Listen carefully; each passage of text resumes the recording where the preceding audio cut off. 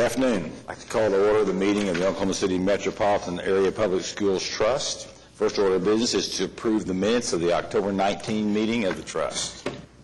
I would recognize a motion to that effect. So moved. Been moved. Is there a second? Second. Been moved and seconded. Oops. We'll vote. Thank you. Next item is to approve the Oklahoma City Metropolitan Area Public Schools Trust 2011 meeting schedule, which is in your packet. Is there a motion to approve the schedule? Move approval. It's been moved. Is there a second? Second. Moved and seconded. We'll vote. Approved. Next, we have a suburban school district application for funding. Mr. Winger.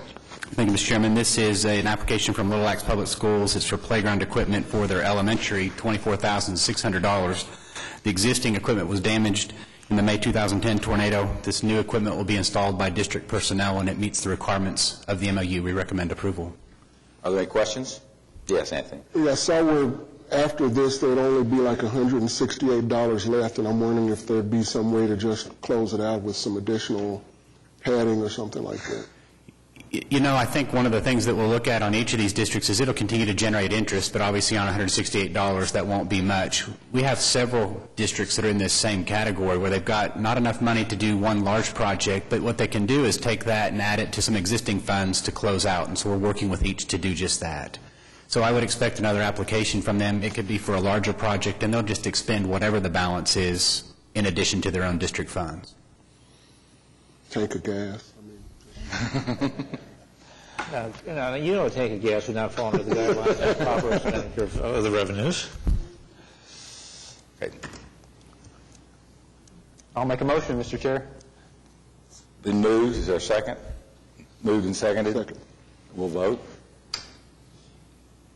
Passes. Next item. We got a suburban school district amended application for funding for Oakdale School District.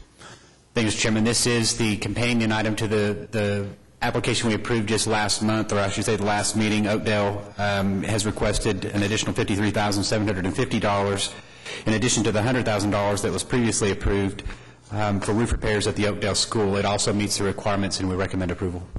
Questions? Seeing none, is there a motion to approve? Move approval. Been moved. Is there a second? Second. Moved and seconded. We'll vote.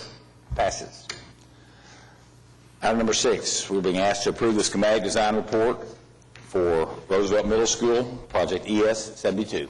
Thanks, Mr. Chairman. We're pleased to have JHBR represented here by Mr. Sean Lorg, and he can answer any questions that you may have regarding the project. Good afternoon. Good afternoon. Let's see.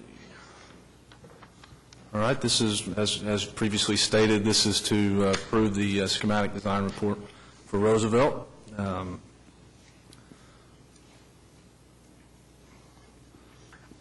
The scope of work for Roosevelt is it's a project remodel, repair of the existing building to accommodate 643 students. Just so you know, the current enrollment there is 979. This does create a little bit of a problem that we'll get into later regarding the site and some of the parking issues. The existing building is a two-story, approximately 109.46 square feet.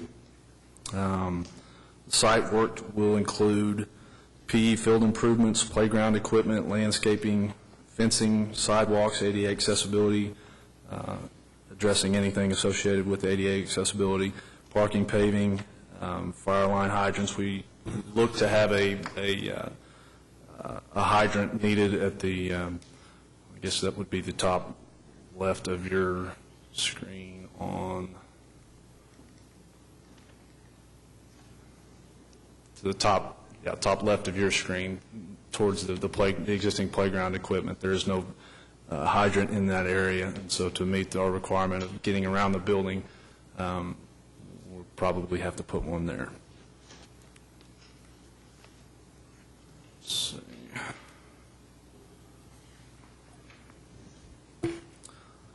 Scope of the work for the remodel of the existing building to include core classroom building improvements, clean and point the brick, clean, repair concrete screen at the front entrances, blinds, repair roof, remove the temporary classroom partitions, and then in their place provide full height partitions, paint the interior, carpet, ceiling tile, elevator to the second floor, renovate the restrooms and bring those all up to code, electrical outlets, water piping, doors, hardware, fire alarm, emergency lights, ceiling lights, electrical service upgrade, clock, bell systems, marker tack boards, flooring, telephone system, window replacement, kitchen hood system, gym bleacher replacement, and kitchen and cafeteria equipment replacement. Some of the design issues are that we've taken into consideration are maintaining the existing landscape and adding well-placed, easily maintained landscape to enhance the exterior appearance of the building. Design provisions for updating the existing canopies and awnings. They're in pretty bad shape at this point. And also adding an additional canopy for the west parking lot, which is currently the staff parking. I did speak of the 979 current enrollment, which does create a problem with the parking situation there. We've allowed for the model is 643, which that is correct. We've got the correct number of spots for parking if that were the case for enrollment, but we don't have that enrollment, so it creates that problem of about 35 spots deficient. So we've looked at possibly putting something in there as well. We would like to improve the traffic flow by moving the existing bus loop from the south parking lot to the west parking lot. The south parking lot is a little bit of a issue in that it has a stoplight right at the intersection there, and so everything backs up based on that, and you can see that from the floor plans in your packet, or the site plan in your packet. But provide exterior social gathering area for students, along with enhanced landscape features for the playground area, resurface asphalt playing surface, restripe basketball court, and refurbish existing walking tracks surrounding the soccer field. Through the aerial, we can actually see that there was one, and we've been told that there is one, a track that was actually around the soccer fields there. It's covered currently by grass. But the building itself, secure academic areas as necessary for after-hours use, consolidate science areas to a single location, provide secure access to the building via card readers, centrally locate administrative functions near front door with visual access to main entry corridor, and provide securable main entry. Again, this is the overall existing site plan, so you can see a little bit what I'm talking about regarding the south parking lot there, which is off the main entry. That's where the current bus loop is on this project, and that creates an interface issue with Southwest 44th and South Independence, because there is a traffic light there, and you can see that we don't have the distance between the exit, the egress point for parking to be able to stage and move people through that in an efficient way. So we'd like to improve that traffic flow problem, possibly by sticking the bus loop to the west parking lot, which is the current staff, and then adding an additional set of staff parking to that west side. Let's go to site plan A. Site plan A is our recommended site plan, and what you can see on there is how we've negotiated some of the issues regarding the site, adding the additional parking as previously spoke on the west side. The west side, which will be your left side of the screen there, and allowing a bus loop to go through there where we don't have to interface with that traffic light. Again, the pros of this particular option, which we support, are new staff parking, relocate the bus loop, improve traffic flow, identifiable main entry. We're going to do some work on refurbishing their current entry. It's in disrepair. And covered drop-off at pickup, covered drop-off and pickup. Some of the cons of this are there's no separate, that by moving that bus loop, it doesn't separate the drives for your service drive is actually the bus loop as well, but we believe that's acceptable in that that there won't be concurrent use for that drive at the particular times, and so we can use them both for the same piece. And then also I had a dumpster screening as well on the back side, because that's exactly, the dumpsters are on that west side as well, so those will need to be screened and dealt with in a way that is not an eyesore. Floor plan is, very much so. I wouldn't say untouched, but the remodel of this facility is largely finishes, lighting, non-wall moving types of things. The main entry on this particular, on option A floor plan, the main entry is monitored at all times by the administration. Most of the classrooms do have some natural light. And the elevator access to the second floor located off the main is located off the main corridor next to the existing stair. That makes it easy to find, and people can, the wayfinding of that is very simple and straightforward. It has a dedicated security office located at the main entry, and it maintains the natural flow and organization of the existing building. And one of the cons of this particular system is, or this particular floor plan is limited storage.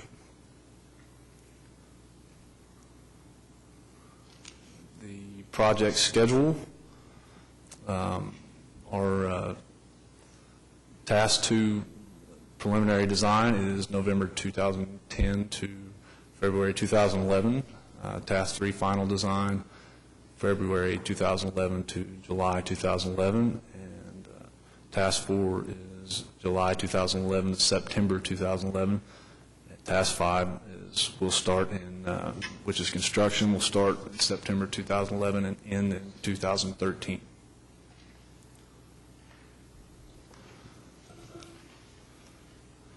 Our preliminary numbers on the project budget, we are actually under budget currently. With our estimates. Our original budget is 3.3953,348. Our estimate for the recommended option is 3835948, and that is under budget $117,400. We have a 3% design contingency in as well, which gets us right at the number. So we've got a 3%, which is $115,078, and for the estimate compared to the budget, we're just below it by $2,321. Any questions? Are there any questions? Point? So I really have a question for Eric. In our summary, it states that it meets all the design requirements, so we don't anticipate an amendment to the PIP. I'm assuming that we've had a conversation with district staff. If there's more than 300 students overage, are we going to be coming back to the trust and asking for a revamping of this plan? And we haven't heard anything requested from the district at this time. There are a series of schools that we know that are still undergoing some redistricting or some changes to their attendance boundaries, and I don't think that's occurred yet. I believe this is one of those that's going to be reducing its number of students. I'm not for certain, but I believe this school actually serves more than just 2 grades at the current time, and I think the 6th grade that is there is going to other elementary schools once we renovate those. So I think that's the largest portion of students that will be leaving and going to new facilities. I guess the follow-up to that question is that we're not adding any additional new classrooms. We're just doing a remodel of existing for those for 7th, 8th, and 9th grade. Is that correct? Or 7th and 8th grade? 7th and 8th. Great. And so, yes, it's predominantly a remodel, but we're still using our standards to centralize administration, improve security, safety, separate the vehicle traffic patterns, just as was described. Obviously, as we get into the preliminary design, we'll get some more details, but I think the site plan being approved today will move forward then with some of the elevation and other physical changes that we might see in the next design phase. Anthony, do you have a... No, that sort of addressed my question. Is there a motion to approve? Move approval. Been moved, or a second? Second? Moved and seconded. We'll vote. Approved. Thank you. Thank you. Next, we are ratifying the issuance of and approve addenda numbers 1 and 2, award contract base bid plus alternate 1 to J.L. Walker Construction, Inc. in the amount of $5,337,000 and approve contract and bonds for Prairie Queen Elementary School, Project ES 54. Thanks, Mr. Chairman. We did take bids on October the 12th. We did have 7 bidders. J.L. Walker was our low bidder, and their bid was below the budget by about $390,000. And so we're pleased to bring this recommendation to you and recommend approval. Questions? Is there a motion for approval? So moved. Been moved and seconded. We'll vote. Approved. Next is to approve the expenditure of funds for the purchase of furniture, fixtures, and equipment for Fillmore Elementary School, not to exceed $145,000, Project ES 33. Thank you, Mr. Chairman. We are doing these on a more rapid basis now that we're starting to open schools this winter and early spring. The time has come to order the furniture for Fillmore. It does exceed the budget identified in the PIP by $12,868. It is required for the school. Contingency funds are available, and we recommend approval. Thank you. Is there a motion for approval? So moved. It's been moved. Is there a second? Moved and seconded. We'll vote. Approved. We got 4 change orders. Mr. Winger, you want to talk about each one of them, and we'll vote on them together? Absolutely. The first change order is change order number 3 for Edwards Elementary School. Project is about 90% complete. There's 7 items, $14,783. The total will bring the total changes to 3.1%, and there's also 6 days included for the work. The 6 days complete some duct work, some pier and brick modifications that were extra to the original project. The most significant are item number 4, pier modification, number 6, the brick repairs. Architect is Howard & Associates and contractor is Atlas. Second change order for your consideration today is number 6 for North Highland Elementary School. It's $28,359. It's 95% complete in construction. There's 8 items and 3 days included. One of the things I might call to your attention is this project wasn't expected to be completed until next summer, but they're significantly ahead of schedule, and we actually hope that it will be completed by the end of the year. Most significant items are a fire department connection, fencing upgrades that are included as a part of the work. Kane Associates and Miller Tippins are the architect and contractor, respectively. Third change order number 2 for Capitol Hill High School, increase of $37,668. Project is about a third of the way complete with construction. There's 5 items included. This will raise the total change in the project to just about 0.5%, and there's no time. Most significant are items numbers 1, asbestos abatement, 4, lead paint removal, 5, which is a roof replacement near one of the upper roof areas. Architect is MA Plus and contractor is WL McNatt. Final change order for your consideration today is number 2 for Class and School of Advanced Studies, $90,446. It's also about a third complete, 8 items. There's also 8 days included, and the total change will raise that contract by 1.4%. Largest items are some ADA and ramp revisions that were part of the code review and are required. $57,000 of the total is included just in that item alone. One of the items that you'll notice is item number 2, a credit that was realized from an item suggested by the contractor for $29,000. But there's also some additional roof repairs for $22,000 that are also required. And so they are actively engaging the value engineering process and looking at every opportunity to help offset any additional costs for the projects. Architect is HSC, the contractor is Atlas. I would be happy to answer questions you have on any of the 4 change orders. Anthony? On the Capitol Hill change order for the lead-based paint, I'm wondering, could that not have been anticipated? Was it covered? I mean, What we're finding in a lot of cases is we are doing the lead paint surveys as a part of the design, but clearly we're finding some areas that we're getting into that just weren't conceived. I think this is probably one of those areas we could have identified, and had we, it would have been included in the bid. So I don't think it's an oversight on the part of having paid for it twice, but clearly it's something that we're having to do as a part of construction instead of design.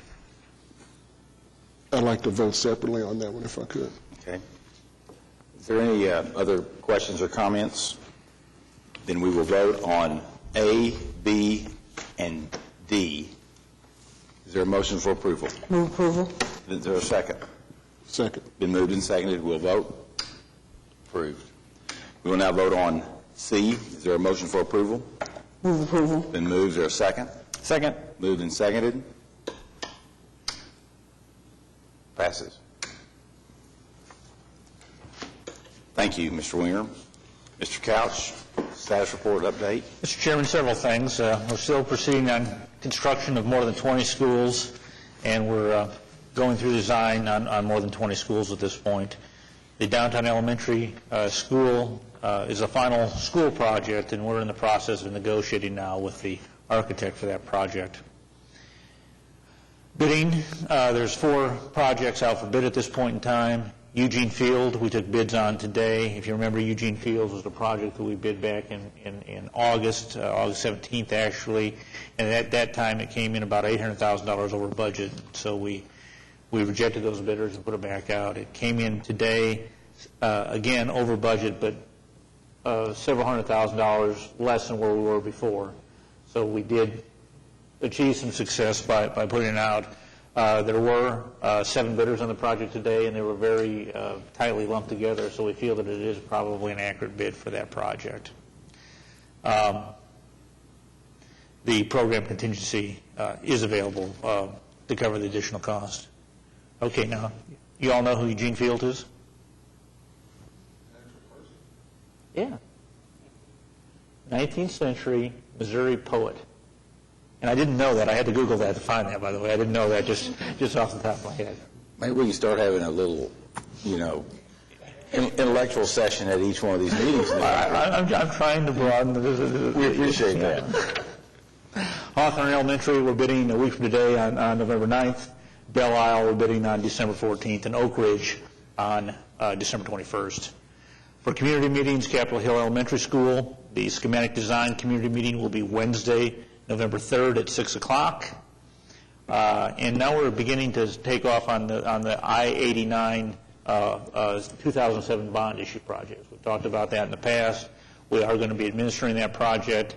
We're going to divide that into 12 projects, and each project will involve several schools as we go forward.